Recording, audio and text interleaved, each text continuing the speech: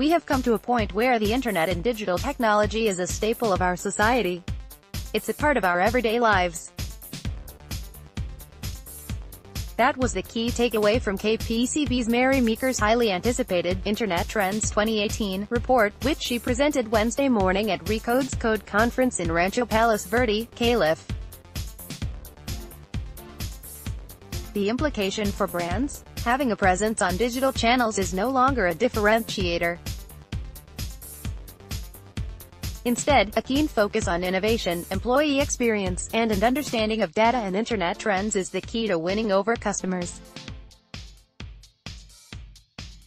This annual report, which Meeker first began putting together in 1995, includes analysis from Adobe Experience Cloud.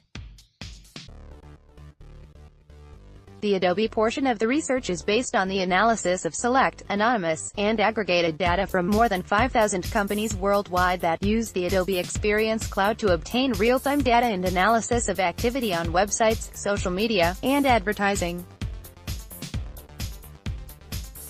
Below, we dive into some of the most interesting findings and what they mean for marketers and customer experience professionals.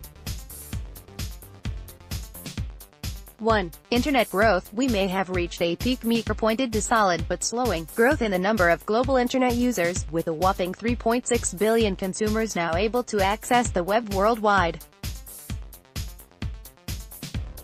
That represents 49% market penetration. The reality for all of you business people in the room is that when you get to a market where you reach 50% penetration, new growth becomes a lot harder to find, and that's where a lot of the industry is at a high level, Meeker told conference attendees. Growth in the number of smartphone users also continues to slow down as it reaches its peak, the report revealed.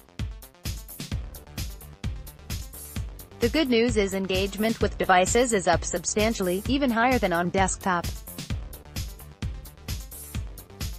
Time spent on mobile engaging with digital media has reached 3.3 hours a day, which is more than double from 1.6 hours in 2012.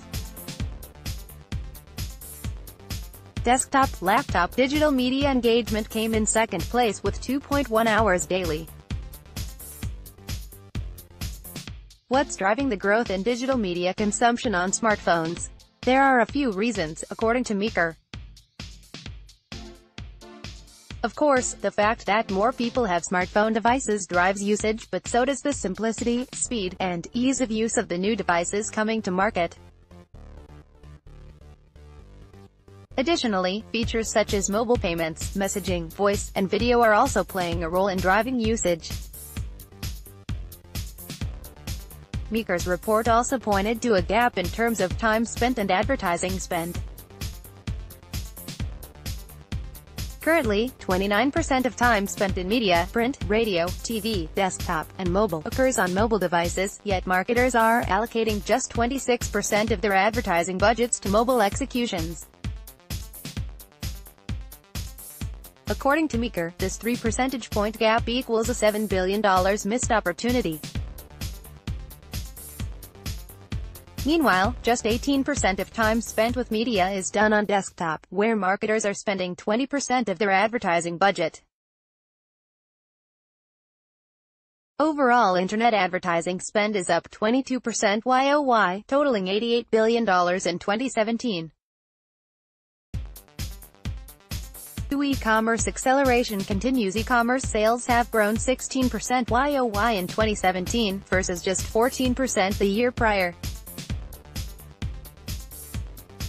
It is important to note, however, that e-commerce is still a very small portion of overall retail sales, with just 13% of retail transactions taking place online. But here's what's interesting: Amazon sales made up 28% of overall e-commerce sales in 2017. Conversely, physical retail sales are continuing to decline. The e-commerce transformation continues to accelerate, Meeker said. E-commerce is evolving and scaling. When we think of e-commerce today, it is often mobile, interactive, personalized, in the feed, in the inbox, and also often at the front door. Additionally, as more people shop online, prices for what they're purchasing are dropping, both online and off, according to Adobe's data. Specifically, prices for consumer goods have fallen 3% online and 1% offline over the past 2.5 years. Taylor Schreiner, principal analyst at Audi, pointed to two driving forces behind those findings. First, the internet has enabled retailers to move to a more flexible, lower-cost infrastructure to support delivery of online purchases. As a result, they've been able to reduce costs. Second, the ability to market online has made it easier and fairly inexpensive for retailers to drive product sales. If you are a largely offline company, whoever's selling to your consumers online is going to be fighting you really hard on prices, Schreiner said. So you're going to need a value proposition that helps you differentiate. The retailers that sell both online and offline are going to have a particularly challenging time because they have really divergent pressures. Online efficiencies, Audi found, impact product prices differently. TVs, furniture, computers, and sporting goods are seeing the highest decreases in prices online and at a faster pace. Meanwhile, everyday products, such as groceries and personal care, are seeing similar decreases online and offline. It has a lot to do with people's expectations on where prices should be for everyday products, Schreiner said. It's important to remember that you have different price pressures depending on who you are in this market. 3. Social media is a growing referral source today. Social media penetration is at an all-time high, reaching a third of consumers in the United States. In addition, users spend a full 135 minutes on social networks every day, according to the Internet Trends report. Social media is enabling more efficient product discovery and commerce, Meeker said. A material portion of people that have used social media have found products on social media, and a material portion have purchased those products after finding them on social media. Indeed, social media referrals to e-commerce sites have grown from 2% in 2015 to 6% today, according to Adobe data in Meeker's report. This increase in referrals is most likely due to personalized discovery mechanisms available on platforms such as Facebook and Instagram. According to Meeker's analysis, 55% of consumers ages 18 to 65 have bought a product online after social media discovery. However, it is important to remember that more traditional digital channels, such as email and search, still drive the bulk of referrals and will continue to do so for the next few years, even as social accelerates and takes share from them, Audis Schreiner said. When it comes to finding products online, Amazon is where most people go. In fact, 49% of product searches on the web begin on Amazon. 36% begin with a search engine, and 15% from other referral sources. 4. Innovative companies invest in innovation. Now that a digital strategy has become table stakes, it's going to take innovation to really stand out from the competition. According to Meeker, U.S. technology companies have been the most aggressive and forward-thinking investors in innovation for a number of years. For example, the Internet Trends report points to tech giants including Amazon, Intel, Microsoft as top spenders on research and development programs, indicating their commitment to growing innovation at their companies. That could be one of the reasons why tech companies now make up 25% and rising of the market capitalization in the United States, according to Meeker's report.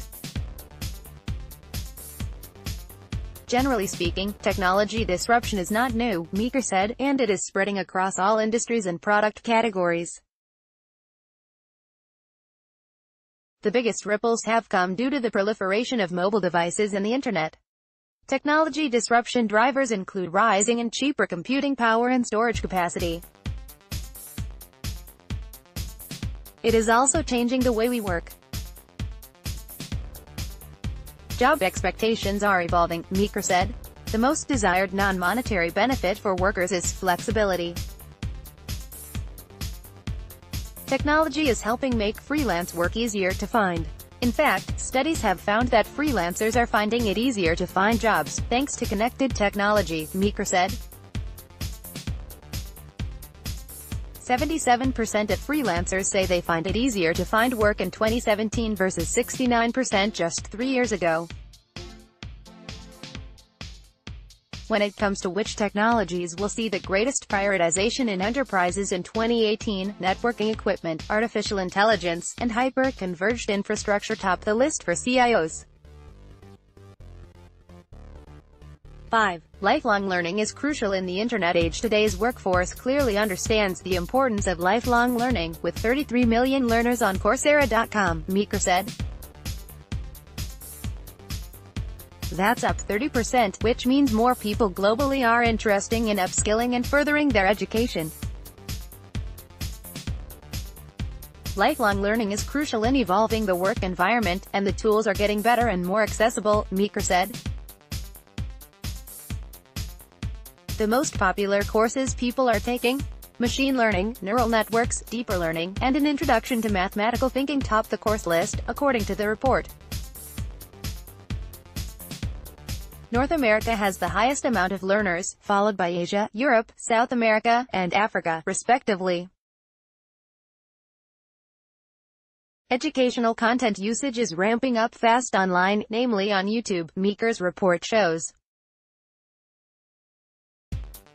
In fact, YouTube sees 1 billion daily learning video views, and 70% of viewers use the platform to help solve work, school, or hobby problems, pointing to the need for how-to content. Enterprises also understand the benefit of upskilling their workforces, Meeker said. She cited at. What's more, 61% of promotions are received by retrained employees. At. According to Meeker, freelancers also understand the importance of upskilling, with 55% stating they have participated in skill-related training in the past 6 months. We are living in a period of unprecedented change, unprecedented opportunity, and an unprecedented need for responsibility, Meeker said.